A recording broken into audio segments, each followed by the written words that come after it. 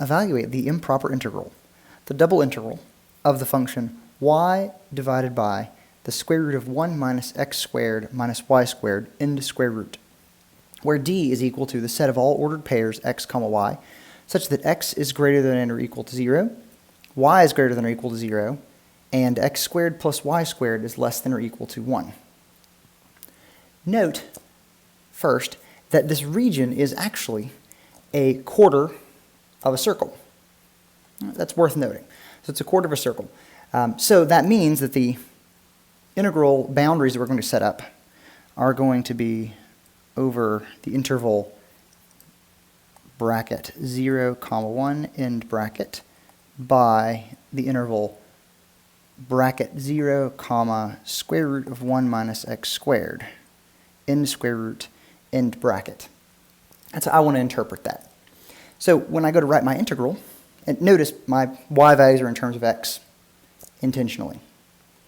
Okay, so this would be the integral from 0 to 1 with respect to x of the integral from 0 to the square root of 1 minus x squared and square root with respect to y of our function y over the square root of 1 minus x squared minus y squared and square root.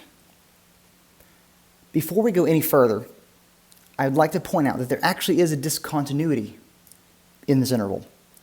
And it's really at the point 1 comma 0, the way that I have this set up. 1 comma 0 is the issue.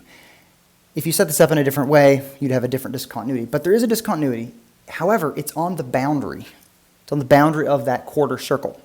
So again, thinking about it as a quarter circle in the first quadrant, it would go from 0, 0 to the right at 1 comma 0, and the upper limit is 0 comma 1, and it's that circle.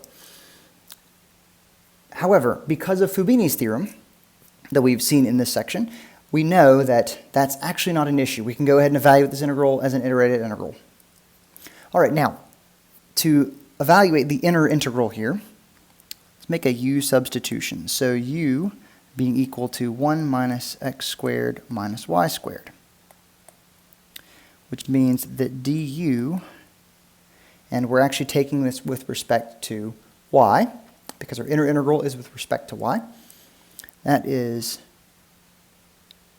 negative 2y dy, which means that negative 1/2 du equals y dy, which is part of what we have here.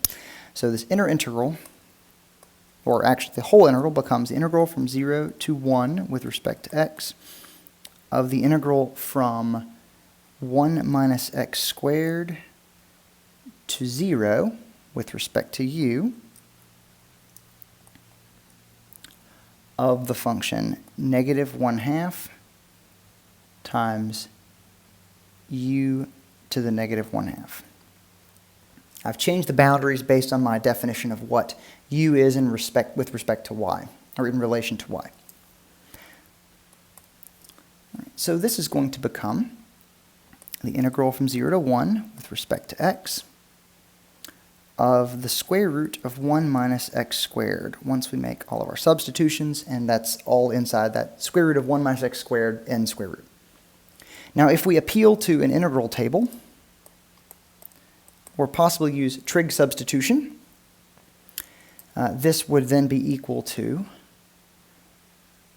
the function x over 2, end fraction, square root of 1 minus x squared, end square root, plus 1/2 times arc sine of x, end parentheses, that function evaluated from 0 to 1, which is pi over 4.